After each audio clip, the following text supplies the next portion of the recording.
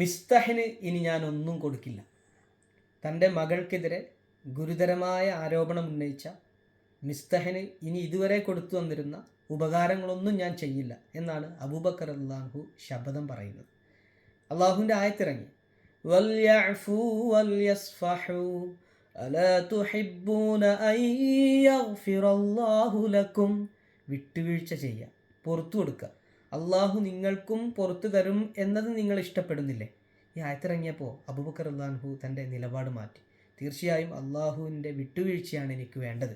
ഞാൻ അവൻ ഇനിയും ഇതുവരെ ചെയ്തു കൊടുത്തിരുന്ന ഉപകാരങ്ങളെല്ലാം തുടരും എന്ന അഭിപ്രായത്തിലേക്ക് അദ്ദേഹം എത്തി. അപ്പോൾ റമദാൻ എന്ന് പറയുന്നത് വിട്ടുവീഴ്ചയുടെ മാസമാണ്. എപ്പോഴെങ്കിലും ഒരു ദുർബല നിമിഷത്തിൽ പറഞ്ഞു പോയതോ ചെയ്തു പോയതോ അല്ല നമ്മൾ ഓർക്കേണ്ടത്. ഒരുപാട് കാലം നമ്മുടെ കൂടെയുണ്ടായിരുന്ന പ്രിയപ്പെട്ടവർക്ക് അവരുടെ എല്ലാ തെറ്റുകളും പുറത്തു കൊടുക്കുക, മാപ്പ് നൽകുക, സഹോദരങ്ങൾക്കും സുഹൃത്തുക്കൾക്കും കുടുംബാംഗങ്ങൾക്കുമൊക്കെ.